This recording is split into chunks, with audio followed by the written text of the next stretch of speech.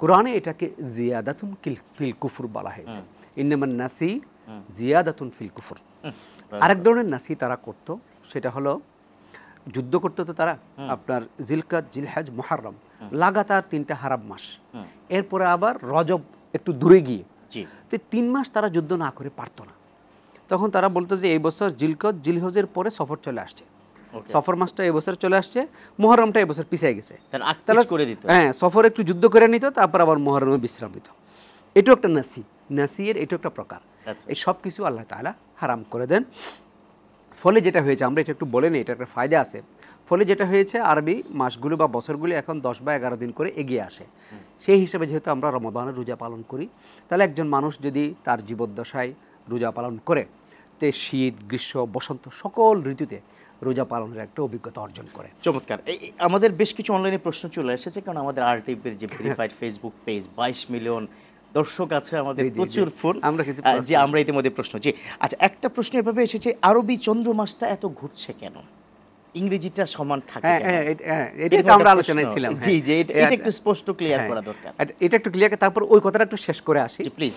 যে সেটা হলো, তাহলে এখন যেহেতু এখন 1 মাস বাড়িয়ে দেওয়ার বিষয়টা আল্লাহ হারাম করেছেন, করে দিয়েছেন, তাহলে সৌরবর্ষে 365 দিন যেখানে হচ্ছে, চন্দ্রবর্ষে সেটা 354 দিন হচ্ছে। আচ্ছা, 354 দিন হওয়ার কারণে 11 দিন করে আগাচ্ছে। তাহলে এখানে চাঁদের জীবনে সূর্যের একটা ডিফারেন্স আছে।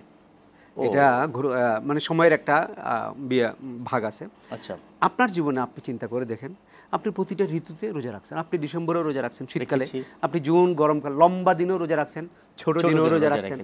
আর যদি এটাকে সৌরবর্ষের মতো হতো, কিংবা প্রাচীন আরব যা করতো যে 3 বছর পর 1 বছর বাড়ায় দিত, তাহলে যারা সামারে রোজা রাখতো পৃথিবীতে মুসলমান, তারা আজীবন গ্রীষ্মে রোজা রাখতো, আর যারা ছোট দিনে রোজা রাখতো তারা আজীবন ছোট দিনে রোজা রাখতো।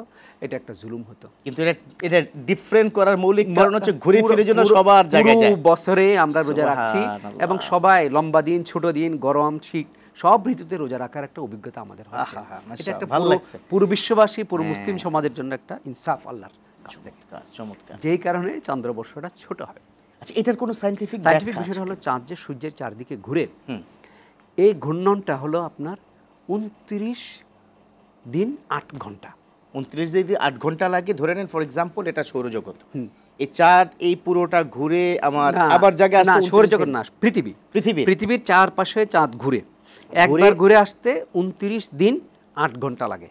আচ্ছা, এই 29 দিন 8 ঘন্টাটা কিন্তু সূর্যের হিসাবের আলোকে, কারণ আমরা দিন হিসাবটা করি সূর্যের হিসাবে, সূর্যোদয় হলে দিন হয়।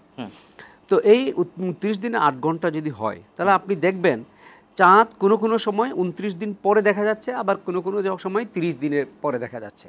ফলে চাঁদের কোনো মাস 29 দিনে হয়, কোনো মাস এই 30 দিনে হয়। ওই 8 ঘন্টাটা কোনো মনে করেন 2 মাসে 8 ঘন্টা বাদ গেল, পরের মাসে 8 ঘন্টা পরের মাসের সাথে যুক্ত হয়।